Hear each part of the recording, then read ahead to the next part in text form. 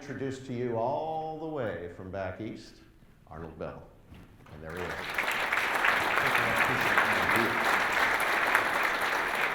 You know, protection of your assets is critical for protection of the nation. I mean, the companies that we have are all Global 1000. I'm going to talk to that in just a second. There was a comment made this morning I want to address, but we're trying to do the same thing. We're trying to protect assets, property, facilities. We might have a bit of a different objective, but we are trying to do the same things. And the FBI is obviously an investigative arm, so sometimes our objective deviates a little bit because we're trying to catch the bad guys too and trying to prevent. Everyone's trying to prevent, but we're actually trying to put people in jail as well. Bad guys, not just anybody.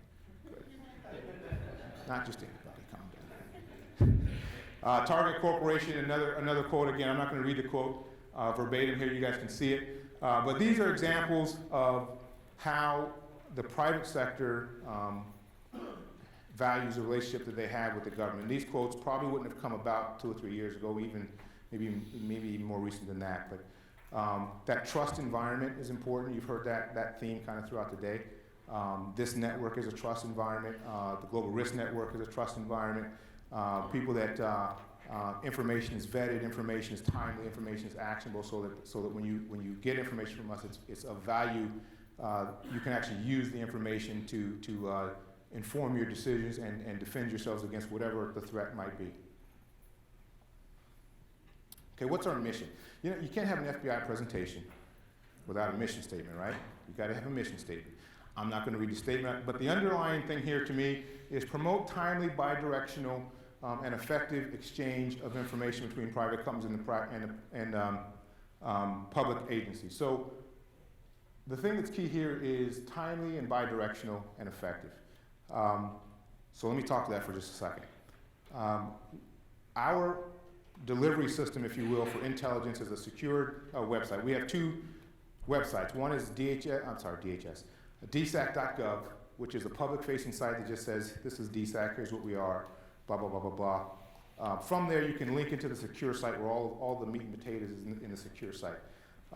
In the secure site, we have, every day, the analysts that work for me post products, intel products that are either written by us or gathered from someplace else inside the government. So because we have a blended entity, we have DHS and FBI, we get the best of both worlds. So every morning our guys go in, they pull all the data down from the FBI data streams, all the information down from the DHS data streams, and they post the relevant data. And we don't spam. That's I hate that. When I came to this program, I'm not an intel guy. I'm an operations guy. So I signed up for everything, all the different databases and everything. So my BlackBerry was just going constantly with all these things. Most of it was crap, Frank Mike, I'm sorry. So I'm looking at that thinking, okay, if I'm the CSO of something and I belong to all these things, how do I figure out in this list of stuff, how do I figure out what's relevant? So the first level of triage for our information comes from us. Our analysts will read through all that stuff, determine what's of value, what we think is of value, and push that information out. And by doing that, oftentimes we'll see stuff that's relevant to a specific company or a specific industry, and we might send an alert out to all the banks, or a specific bank. And there's one in mind, I won't name the bank, but where we sent some information out that was really timely for them. I come from cyber division.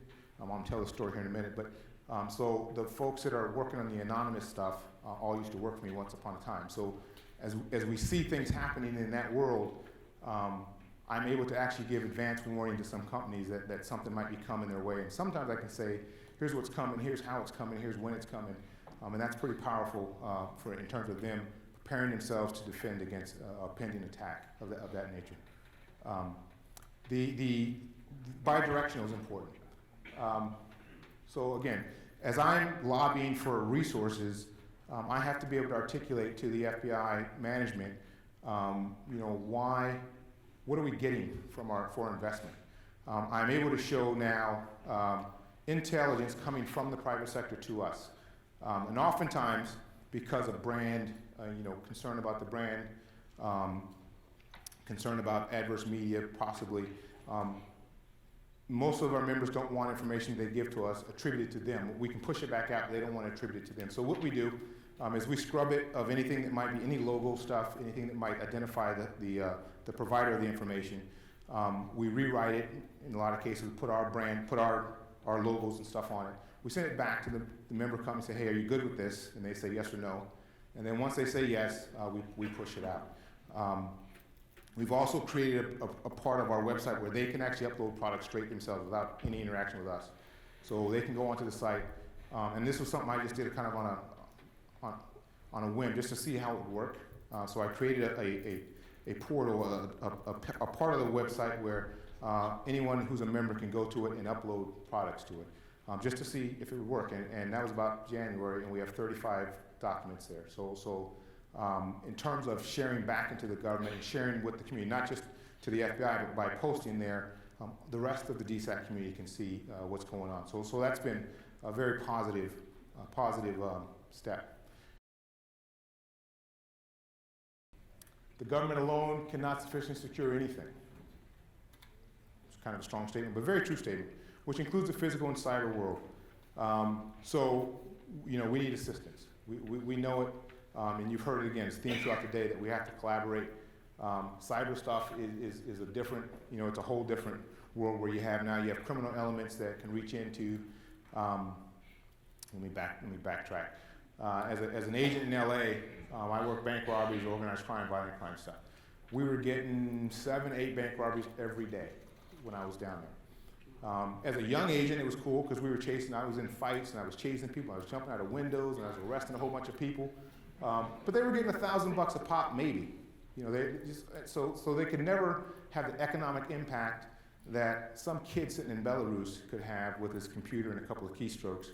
A whole different mindset around protecting the nation and working crimes. So I think about Eastern European criminal gangs, and they're really financially oriented. They're looking at stealing money. A bigger threat is the state-sponsored stuff. And I'll say we always kind of dance around China, but I ain't dancing. I've been around too long. So China's kicking our butt. I mean, they are. Big challenges there for you guys who are in business and are traveling there. And China. I'm not sure if there's a plan for what they're grabbing or if they're just grabbing everything. Everything they can get their hands on, they're grabbing, and they'll figure it out later. I don't know. The good news is the awareness level is up in this country, in the government and in the private sector, so we're starting to pay a little more attention to it. Again, kind of reiterating the fact that the partnership and exchange of information between law enforcement and private industry must exist if we're to be successful. If you're to be successful, especially in the security world, of course, you worry about things that the government doesn't worry about. You worry about competitive advantage, you worry about damage to the brand, those sorts of things. But sharing information that helps you secure yourselves is important, especially when it's two-way, and it needs to be two-way.